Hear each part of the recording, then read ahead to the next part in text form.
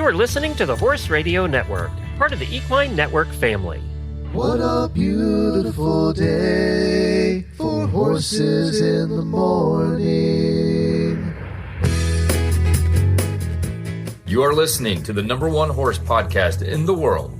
Here's your entertaining look at the horse world and the people in it.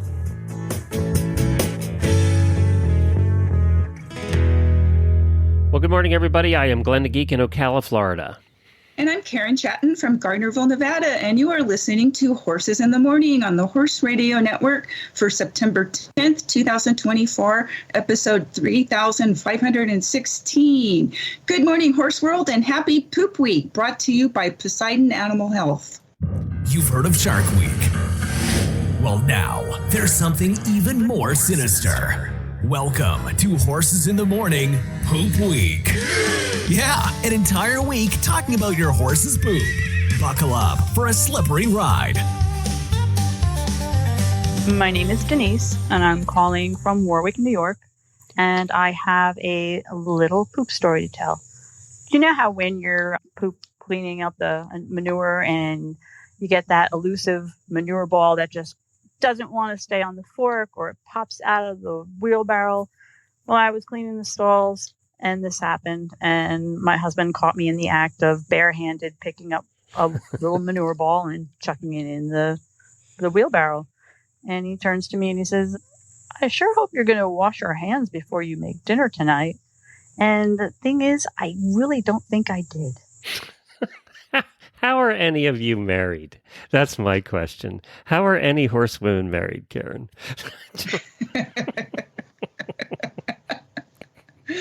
That's right. It is Poop Week. Earlier in the year, we had Travel Week, and now we have the week dedicated to something we all deal with a lot. We shovel it, we study it, we test it, we move it, we spread it, we compost it, we throw it at each other as teenagers. Yup, it's horse poop.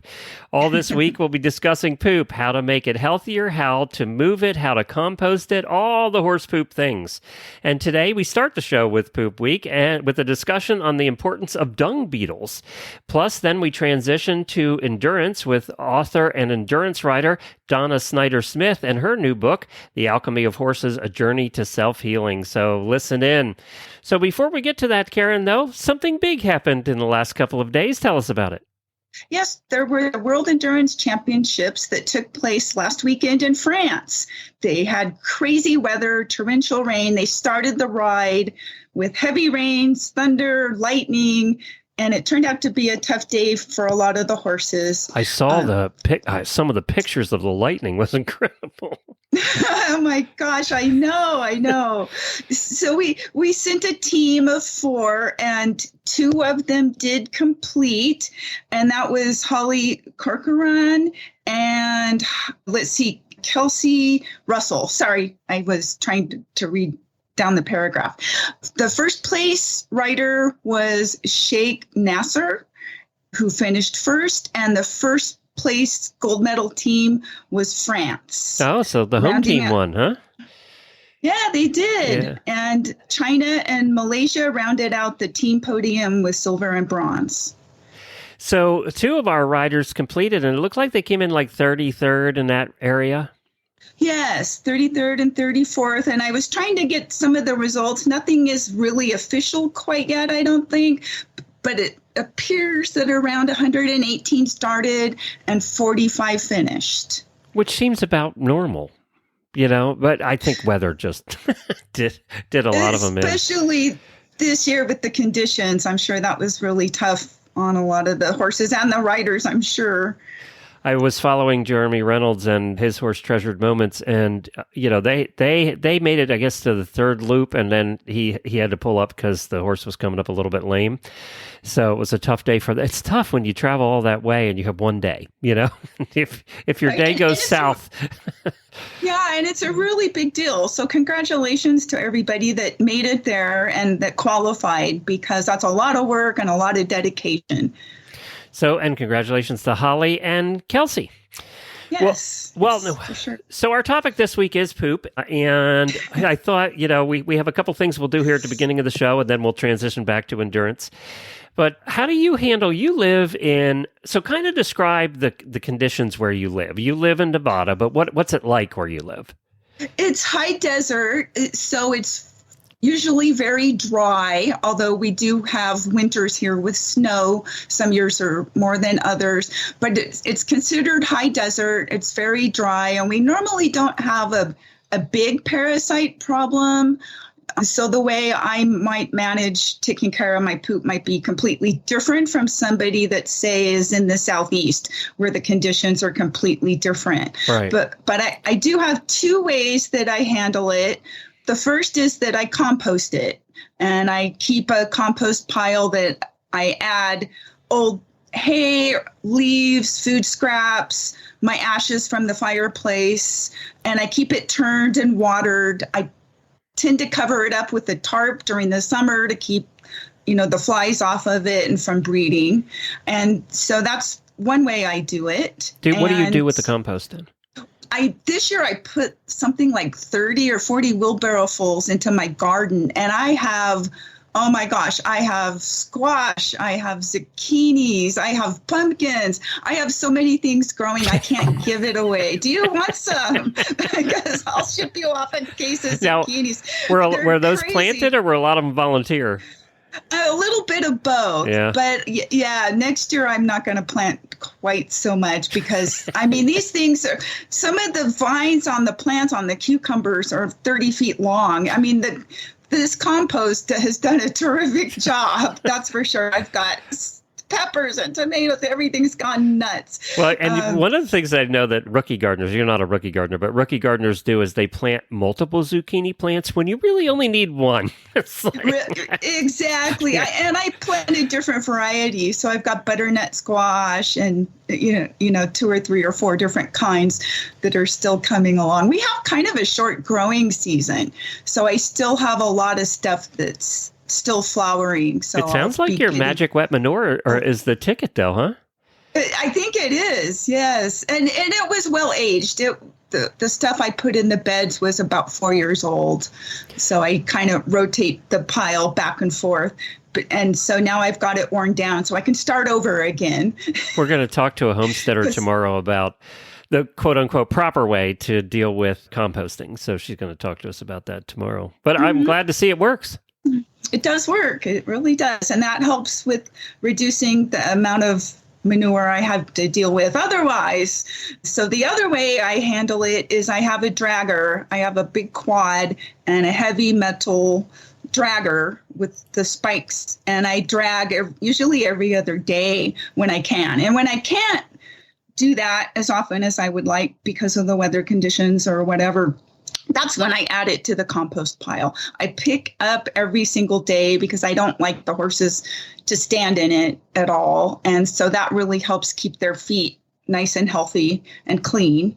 And then I also do fecal tests regularly to make sure that they're not getting any kind of parasite infestation going on. But they really haven't. They all 3 horses have been testing really clean on their fecals. Did that change in the past when you'd go to shows? Did you see a difference when you, like with the horses you traveled to shows all the time with? Not really. They all tend to be mostly pretty low shedders. And I guess it's probably because of the climate I'm in. Mm-hmm. That does make a difference rather than Florida, like where we are, right? So I think it probably does. Yeah. How often do you test a year? Well, I got my own microscope, so I've been doing it before I worm, and then a few weeks after.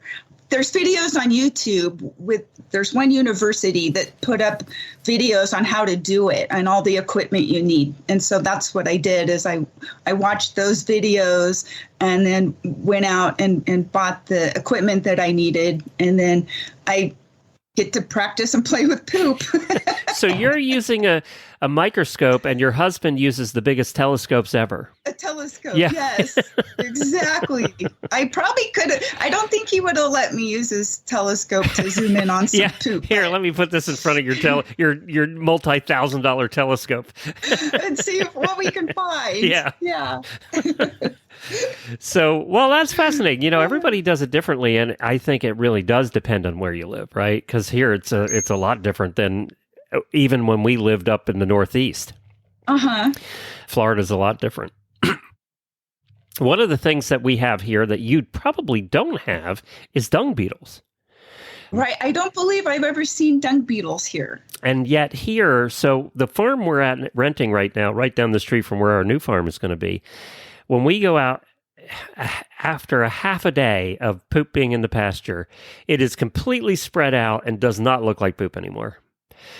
Because there are so many dung beetles here. And as we'll learn, we're going to talk to Jane Meyer from aquaculture.net.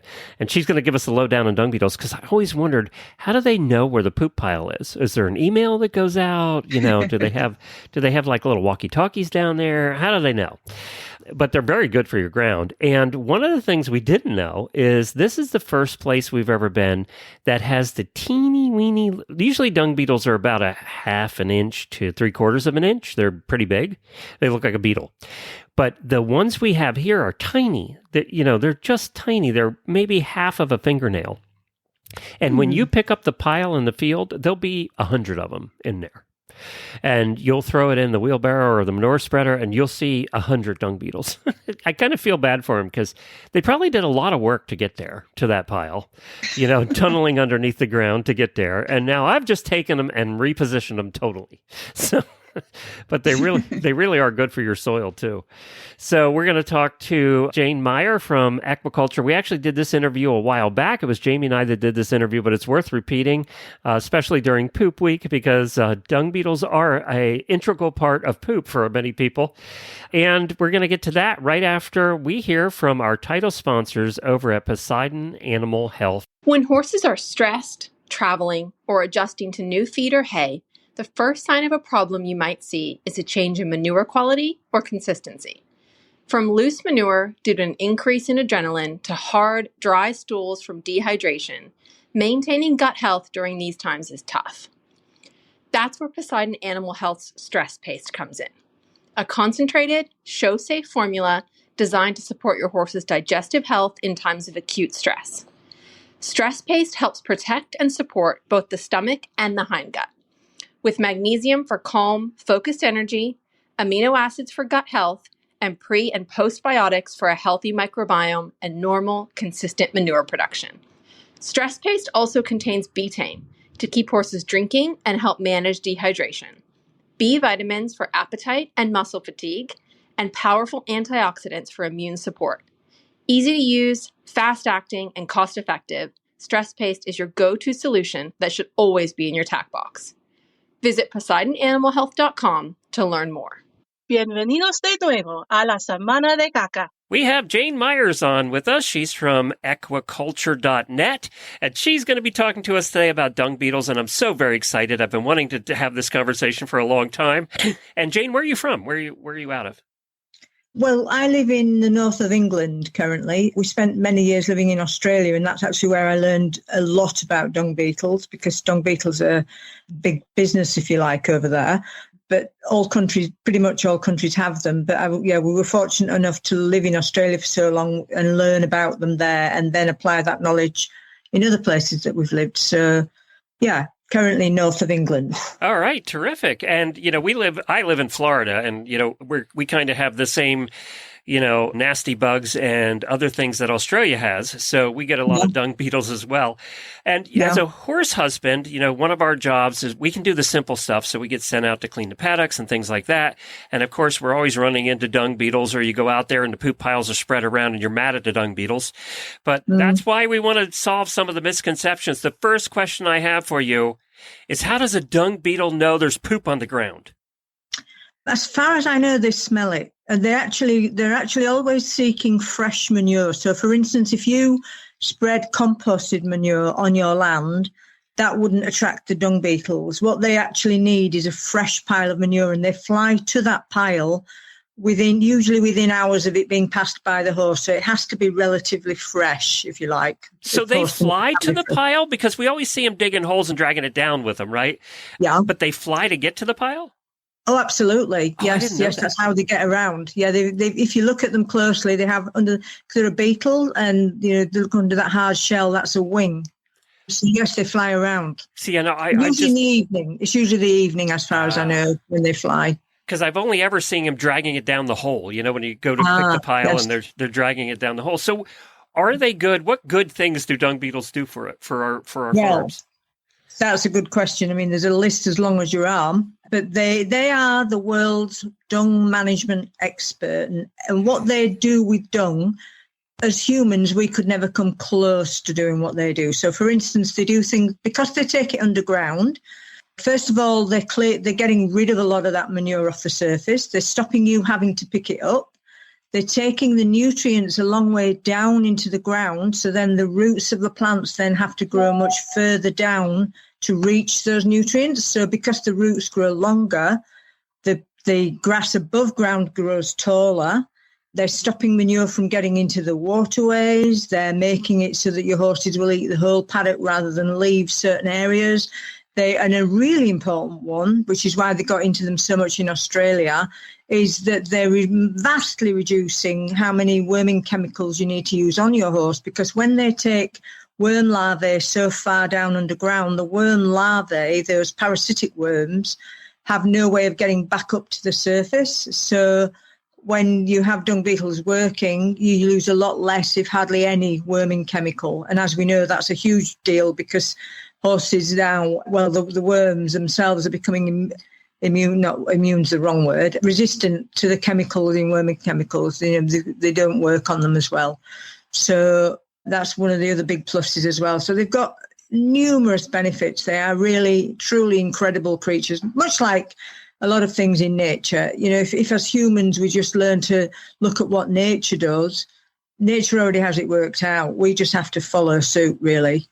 So, that's a good point. I'm wondering, does worm medicine affect dung beetles? In other words, if you Yeah, that's a good point, because that is the sort of catch-22 of the situation. If you use a lot of worming chemicals, you will actually be inhibiting the dung beetles on your land, because especially at the larval stage, if they take manure down to their larvae, which are underground, and that has worming chemical in it, then often that will kill. There's slight differences in different chemicals, but it will kill the larvae. So then that next season, there'll be less dung beetles, if any, and so on. So it mainly kills them at the larval stage. But that's really important because, like I said, it kills next season's dung beetles. So, but the thing is, if people learn about them, then they don't have to realize they don't have to use as much worming chemical, if any, or manage it better, and then they'll help the dung beetles, and then in turn, in next year, they'll need even less worming chemical. So instead, we should be doing things like testing manure, having your horse tested, a fecal egg count, to see if it's got any worms in the first place, or if it has a high level of worms, and only use those chemicals when they're absolutely necessary. And when you do use them, perhaps keep the horse in a yard for a few days, in a tiny paddock or a yard, a surfaced area, pick up all the manure and make sure that manure doesn't get out onto the land and affect the dung beetles. It's interesting. The last farm we were at here in Florida, we were there for like 8 years, and we would get the testing done, and we very seldom had to worm in those 8 years because the tests came back, but we had a lot of dung beetles at that property. Mm-hmm. Absolutely. That's very interesting. I never thought about putting the two together there. Yeah, that's right. Absolutely. They're totally correlated. So in Australia, they're actually saying that now in some areas, because dung beetles, imported dung beetles in Australia's case, have been so successful that they're not actually going to have to use worming chemicals at all in the future in some areas, especially on cattle and so on, because they work for cattle as well as horses, obviously. All grazing, they work for all animals. But so whereas Australia had to import their dung beetles because they didn't have native large grazing herbivores naturally, so they've had to import the dung beetles that go with those large grazing herbivores. Countries like us, areas like the Americas and here in Europe, we already have dung beetles because large grazing herbivores have always been here. And so therefore, dung beetles have always been here as well. That's interesting.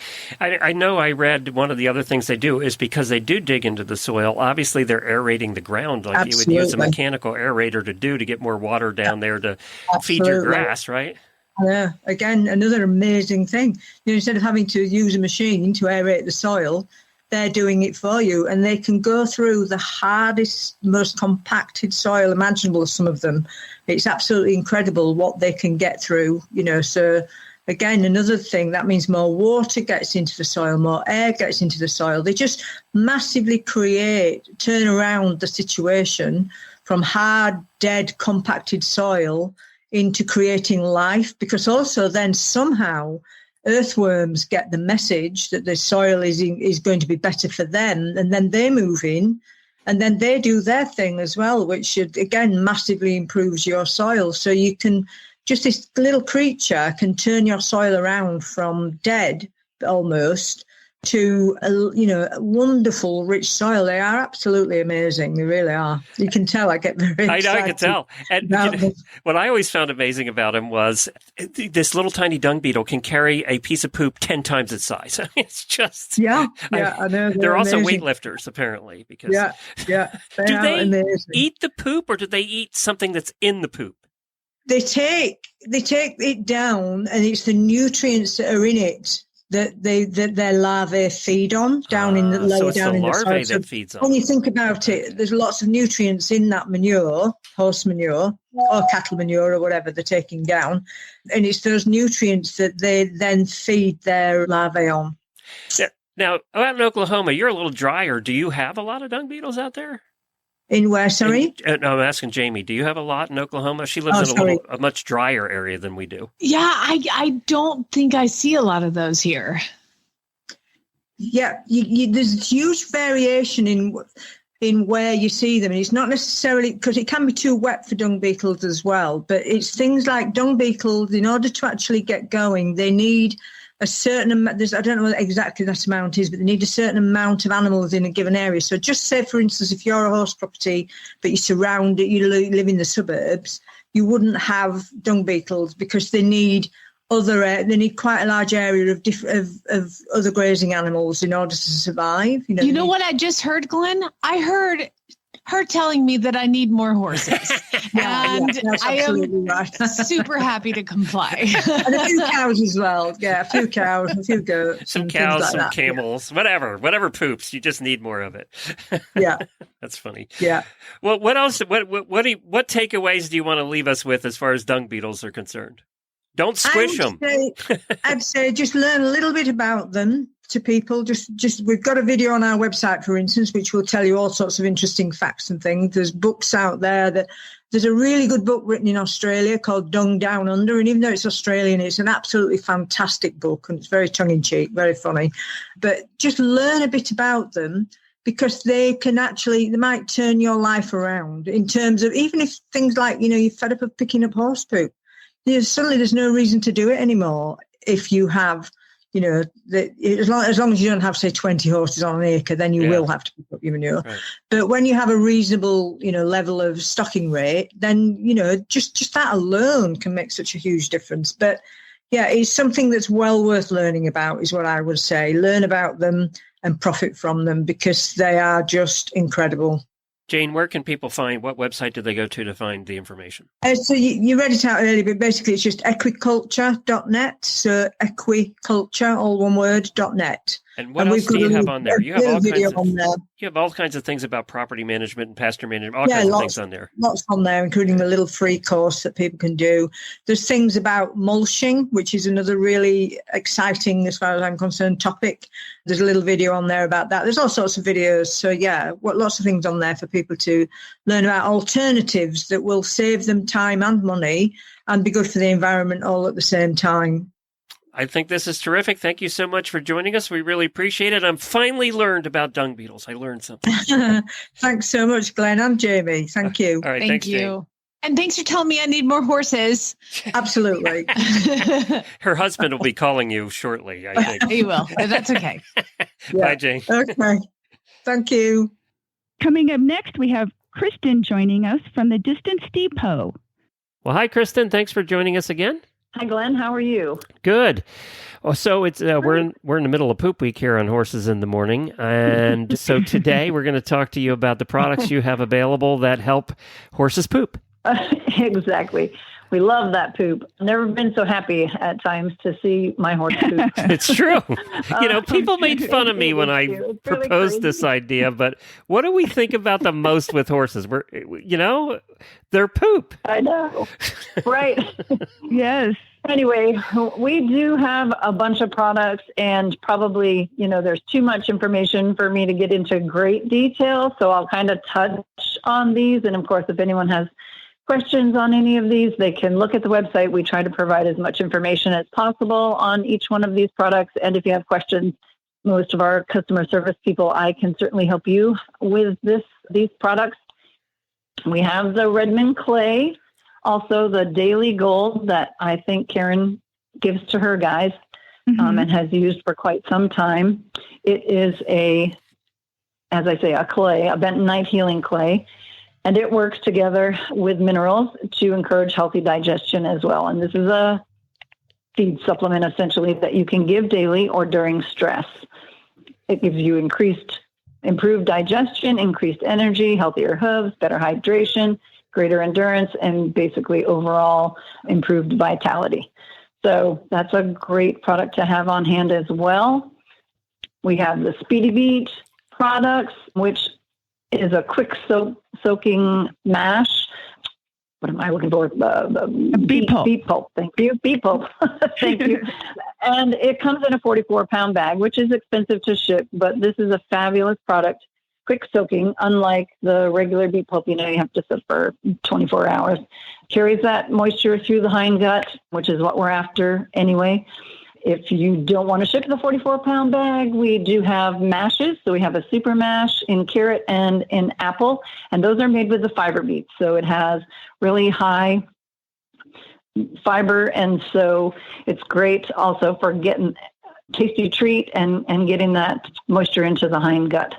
And it has the fiber beet, which is the alfalfa stem, and it also has flaxseed in it. So we all know flaxseed is good stuff too. So lots of good stuff in those little mashes, and they're just like 1 pound little bags, and you can feed them at vet holds.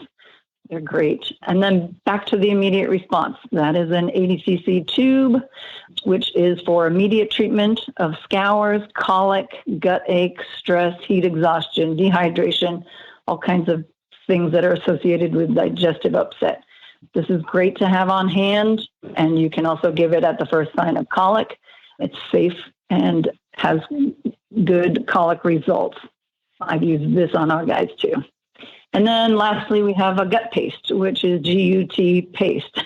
And that's put out by Euclid, and also very similar to the immediate response, works at the first sign of colic. It's a great thing to balance the pH and create healthy GI tract. So lots of good things there, and too much information, like I say, to share it all with you. But you can find it all on our website. And what's the website? The website is www.thedistancedepot.com. And our next guest this morning is Donna Snyder-Smith. Donna is a coach and a trainer. She's been involved with teaching equestrian arts for many decades now. I know she has helped train many endurance riders. She is also a writer herself and a book author, and we're going to be talking to her about her new book, The Alchemy of Horses. Well, good morning, Donna. We're looking forward to talking to you about your new book, The Alchemy of Horses, Journey to Self-Healing. And so what can you tell us about how this book is different from the many other horse books on the market? Well, when I started out with horses, when I started actually riding them and being with them, which was around 11 years old, I related to them the way I see many other people over my career relating to them. They either like them or they love them, or, they're ensorcelled with them. and they're really marvelous creatures, which is something we all know. But there is an element to them, to the horse, that is, you learn it if you're with the horses for a long time, at least in my opinion. This is true. But you have to be around them quite a bit, I think, to pull this in, or you have to be almost an empath to get it right off the top. I think that's the other possibility. But what I'm excited about is that today we're beginning to see writing back from the scientific field and from the medical field corroborating what those of us who've been in the horse world for a number of years have known instinctually for a long time. And that excites me because, of course, prior to this, if you tried to give a horse a personality, if you tried to give them, a standing of being something more than just four legs that either carry you or pull the wagon or, jump a fence or whatever it is, you were accused of anthropomorphizing the horse. And now we are beginning to have the evidence to back up the fact that the horses have an energy inherent in their being. And that energy is good for the human being in the sense of not just mentally good. So it's not just calming or potentially calming to, go out and sit in the pasture with your horse.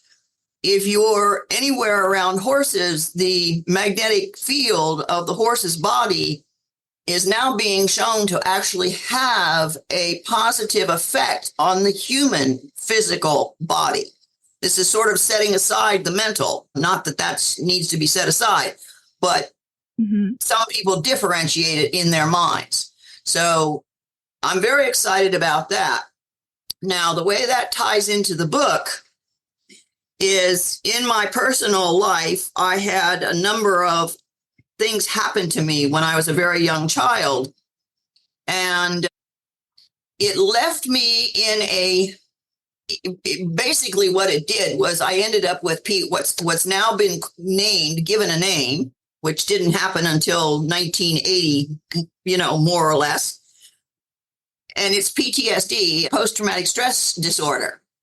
And the medical science has been learning about this disorder, okay, this phenomenon, which affects not just the mind, where heretofore that was the idea, that it was all mental.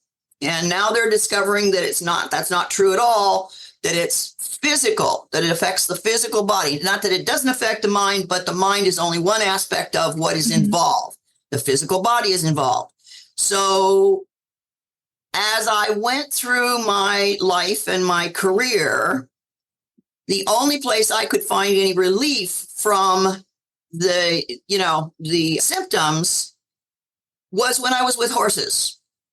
And before the medical community sort of got their stuff together and started categorizing it and publishing it, I didn't know what the heck was going on, frankly. I just knew that when I was with the horses, I was relatively at peace. I could function. So the book shares some of my history, the critical part of my history, and then I walk the reader through the various horses that I worked with, not all of them, of course, but some of the more outstanding ones that I worked with who literally taught me how to extricate myself from this situation, physical and mental situation, which, our world is just, our communities are just beginning to get a clue about. Now that's really, that's good for me, and I'm happy about that. But the book is also because in my 50 plus years of teaching,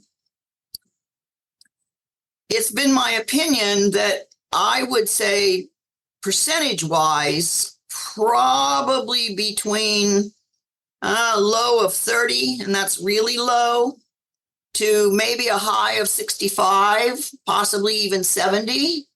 People that I have taught, students that I have taught, have, again, in my opinion, shown or exhibited signs of having some level of trauma. Now, whether or not they were drawn to the horses because of that, I can't say.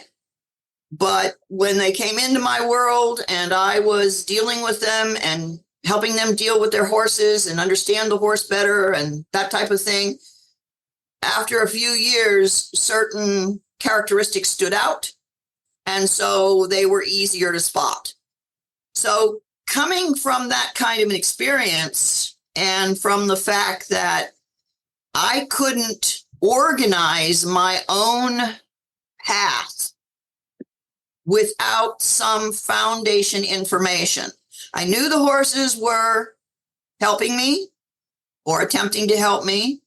And the longer I was in the horse world, the easier it was to pull out the specifics of how that help transpired, what it was the horses did or offered me that actually crossed that line between I'm your friend, you know, I'm going to go jump for you, I'm going to go do 100 miles for you, that type of thing, to I'm offering you something beyond that. If you pay attention, I'm offering you a doorway, the secret code to figuring this out, this being PTSD. You know, it's interesting that I find it interesting now because the National Center of PTSD says about 6%. I read this article the other day. It says about 6% of the population will experience PTSD. So and I believe you, I believe that, you know, of the people that we've all dealt with, if we're a little older in this horse world, I agree with you. I think it's probably more like 50. I think the general populace is higher than 6% too. But I think that if we take a look at our horse friends and the people we know, it's probably closer to 50% with some kind of trauma, whatever that was, right? And so does that mean that people with PTSD are naturally drawn more to horses? Or you know what I mean? I don't think that study's been done. I do know what you mean. Yeah. That would be exactly what my take on this whole thing is. I mean, now at this point, looking back over nearly 60 years, the other thing that contributed to my arriving at these conclusions, and it's not that I didn't feel them before or know them before, it's that I didn't feel I had any backup. And when you're testing something in a very limited frame, my own business, all right, it just doesn't stand up to anything other than somebody's opinion. But yeah, we all know anecdotally that they're therapeutic, right? Any horse person knows that. And of course, there's, you know, a lot of therapy centers around the country that kind of have proven that. But you're right. It's always been kind of an anecdotal thing. It's not been backed up. Right. Yeah. And one of the two books that I would recommend to anybody who wants to do further study on this, start with mine because it'll give you sort of an outline, and it speaks to, at least I hope, but this is the feedback I'm getting. It does indeed speak to people who are just relating to the horse on sort of the previous, more superficial level, and there's no derogatory intention in that word. All right. It's like learning to ride. You know, you can't learn to do piaffe. You can't learn to, you can't jump a 6-foot fence.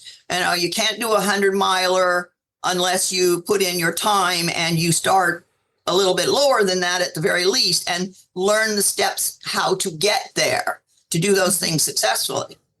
So the two books that I then would recommend for follow-up is The Body Keeps the Score, Brain, Mind, and Body in the Healing of Trauma. And this guy's name is hard to pronounce. It's Bessel van der Kolk, Kolk, MD. And the other one, and he's kind of the leader. And he published this book about 20 years ago, which is when information about this really started hitting the world. And a newer one is by Gabor Mate, or Matt. I'm not sure, it's M-A-T-E with a little thing over E. And it's called The Myth of Normal, Trauma, Illness, and Healing in a Toxic Culture. So, yes, one of the things that Vanderkolk says, which is interesting to me, and affects how people and horses relate. The book says, does this kind of biological dysregulation, meaning trauma, automatically reset to normal as a child matures or is moved to a safe environment? And he comes back and says, so far as we know, it does not. So this is not. Well, yeah, I mean, logically, if you played that through, nobody would have any problems in adulthood because of their childhood if that was true. Right. Right. Exactly. Yeah. And what I saw happening and what happened with me, which is, again, it's not speculative, that's why I laid it out in the book, is that, I went through the steps. The horses took me through the steps. So now I know that there are steps. I mean, you have to have a basic understanding to know that you're looking for a staircase, but... And you're talking about the steps to healing? Yes. Okay. Gotcha. Yes. And even before we get to the healing, how about the steps to just understanding? See, for so many years, I was stuck in this place where I was fighting depression and confusion and frustration and, all of that because I couldn't put anything together. I had no information except what the horses were bringing me. And, it's like anything else. Again, riding, when they try to teach you, but you have to learn how to walk before you can learn how to gallop. Yeah. You talk about a horse, too, in the book, Medicine Man. And one of the things you wrote was his abuse was just as severe as mine had been, and yet he didn't hold a grudge against humans. First of all, it's amazing that horses don't. And how many horses have been abused, right? And they should hold a grudge, but they don't. Most of them. There's probably a few that do. But so tell us about Medicine Man and what he did for you. Well, Medicine Man was started by, I guess the nicest title I can put on it is a backyard trainer, and he was handled extremely severely. Some of your listeners may recognize what a spade bit is. Oh yeah. But used poorly, a spade bit is probably one of the most vicious bits you can put in a horse's mouth. And this backyard trainer apparently felt that the spade bit was the best bit to start a horse in who'd never had anything in his mouth at all. And so Medicine Man defended himself by curling up, and in curling up, putting his chin to his chest, became a horse that couldn't be controlled. When you were riding him, if he didn't want to do whatever it was his rider wished him to do, all he had to do was, curl his neck like a curlicue and put his chin against his chest. And literally, when you have a horse in that configuration, the horse is out of control. So he ended up coming to the cowboy just before he went to the killer auction. And I had begun my apprenticeship with the cowboy at the time. So I sort of followed him through. And what he showed me in the process of, I think it was 2 or 3 years, as I recall, was an incredible level of bravery, that you can be brave even in the midst of struggling with a history which would encourage you not to be brave. In other words, our natural instinct, at least with warm-blooded animals, is if you are being injured or if you're in a situation that's creating pain, certainly physical pain, you want to move away from it. You want to get away from it. You want to go away from it. You want to defend against it. And here was a horse who had been subjected to this, and yet when he and I started working together, we had to figure out how to communicate, because the normal way of communicating, i.e. reins and even in a snaffle bit, was a little tentative, at least in the beginning. And he was brave enough to be there with me. And then, since I was a little bit crazy, what I mean by that is the young have this idea of invincibility. And I certainly had that when I was around horses. So I took chances that I probably wouldn't encourage other people to take. And I showed this horse in 3-day eventing. And the story that I tell about him in the book is one particular time that one course that we hit. And I abandoned him because I didn't know the answer of how to get over this particularly demanding jump. I did a really silly thing. I moved him from open training to preliminary. My 3-day event people, if three-day event people listening don't understand what I'm talking about, when I never should have. And one of the jumps asked a question that I was not prepared to answer for the horse. So as we came down to the jump, he's asking me for information, and I'm sitting up there like a dummy. I wasn't giving him anything.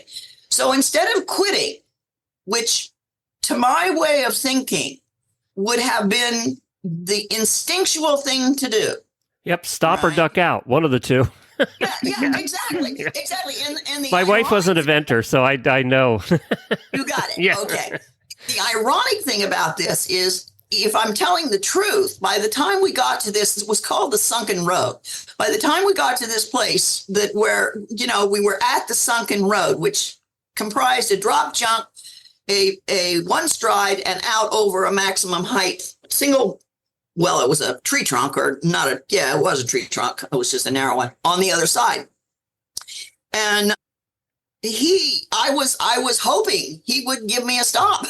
I was, because I would have retired. By then I'd realized the mistake I'd made, and I, was kicking myself mentally for being, so ego bloated and stupid and that kind of thing. And if he'd have stopped, I would have just retired, thanked everybody, tipped my hat, and gone back to the trailer. But he didn't. So what he showed me is the willingness to come to the front and be courageous in the midst of a situation where all other factors are suggesting to do the opposite.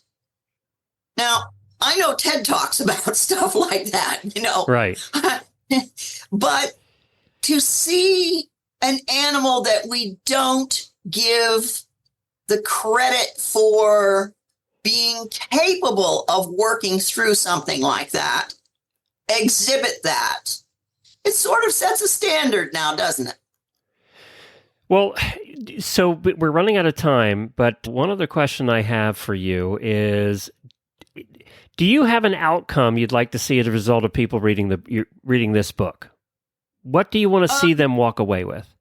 Yes, I want to see them walk away with an awareness that this facility, that this ability to heal is in the horses that are around them. And I want to see them look under the surface more attentively at the horses. So when you're in the environment with the horse, whether you're riding or whether you're just in the environment with the horse, you have perceived them in a certain way.